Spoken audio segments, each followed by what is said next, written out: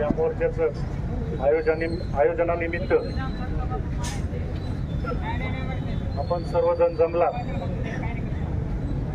आपले काँग्रेसचे ज्येष्ठ नेते अनवर बापू देशमुख,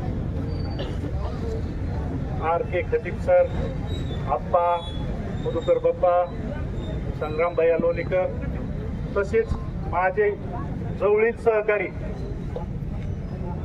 मी एक आपल्या सगळ्याला आश्वासित करू इच्छितो, आज जे काही आपण इतके जण आलो, सगळे काम धंदे सोडून सगळ्या गोष्टीचा या शासनाला डायरेक्ट मी आज विनंती करतो।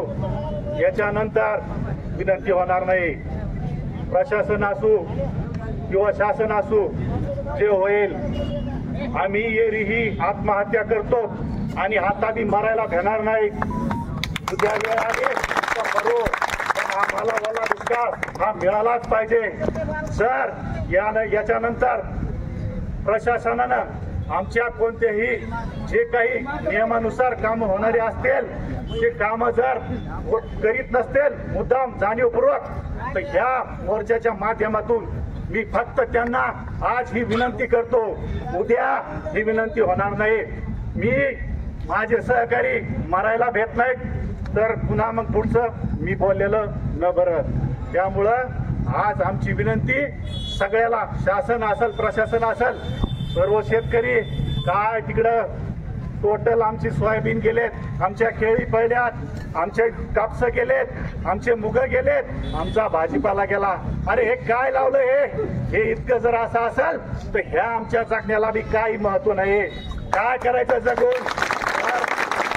शेतकरी आत्महत्या करीत असाल तर आज मी विनंती वजा इशारा देतो की आम्ही आत्महत्या करून घेतो, पण वेळ आली तर शासनाला आम्ही असं आश्वासित करू शकतो की आम्ही आतापर्यंत आत्महत्या केल्यात, कदाचित आमचे जे काही सहकारी असतील ते हत्या करायला बी घेणार नाहीत, एवढं मी ठामपणे सांगतो। आज आत्महत्या करण्याची वेळ या शासनानं आणलेली आहे। हेच शासन अगोदर होतं, 2014 असेल, त्याच्या अगोदरचं असेल, काय ज्या वेळेस असेल त्यावेळेस याची काय मागणी होती आपण सर्वांना ऐकली। यानंतर मी आश्वासित डायरेक्ट आता 2-3 वेळेस केलं की आम्ही विनंती केली, याच्यानंतर विनंती करणार नाही। टोटल प्रशासनाला माझी विनंती आहे की जे बी आमचे गोरगरीब शेतकरी असतील, कोणी बी आमचे सहकारी असतील, जनसामान्य माणूस असाल, याचं काम रुकलं नाही पाहिजे। नियमानुसार काम करा। बिलकुल ज्या गोष्टी तुम्हाला शासनानं दिलेल्या आहेत, संविधानाने दिलेल्या आहेत, त्या संविधानाच्या नियमाप्रमाणे तुम्ही सगळ्या गोष्टी करावात ही मी सगळ्यांना विनंती करतो। आणि माझे 2 शब्द संपवतो। 2 शब्द संपवायच्या अगोदर आमच्या प्रमुख मागण्यात ओला दुष्काळ जाहीर झालाच पाहिजे, सरसकट कर्जमाफी ही मिळालीच पाहिजे, आणि जे काही लाडक्या बहिणी येतात त्या लाडक्या बहिणीला जे काही आज अनुदान बंद केलंय, हे काय गोंधळ काय आहे, एवढं बोलून मी माझे 2 शब्द संपवतो। परतूर तालुक्यात जे काही पाऊस झालेला आहे, मे महिन्यापासून पाऊस चालू आहे। या मे महिन्यात पावसात कुठंही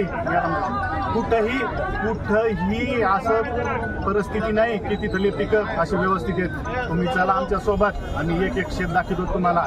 या गोष्टी आम्ही म्हणल्यापेक्षा तुमच्याजवळ सगळी यंत्रणा आहे, तुम्ही ऑनलाईन बघा काय परिस्थिती आहे आमची, आणि आम्हाला या ओला दुष्काळ जाहीर करा, सरसकट ओला दुष्काळ जाहीर करा। आणि दुसरी मागणी आमची अशी की ह्या शासनानं पूर्वी जे काही आमच्यासाठी आम्हाला म्हणजे ज्या बी काही जाहीरनाम्यामध्ये ज्या काही गोष्टी सांगितल्या होत्या की तुमचं कर्ज माफ करण्यात येईल, तुमच्या म्हणजे लाडक्या बहिणीसाठी 2100 रुपये देण्यात येतील, हे काही रुपये दिलेला नाही। आणि परत आज ह्या गोष्टीला स्टॉप केलेला आहे। पुन्हा जे काही आमचं पीक विम्याचं जे काही अनुदान राहिलेलं असेल, जे आम्ही हक्कानं पीक विमा भरलेला आहे, ते पीक विमा आम्हाला मिळालाच पाहिजे, एवढीच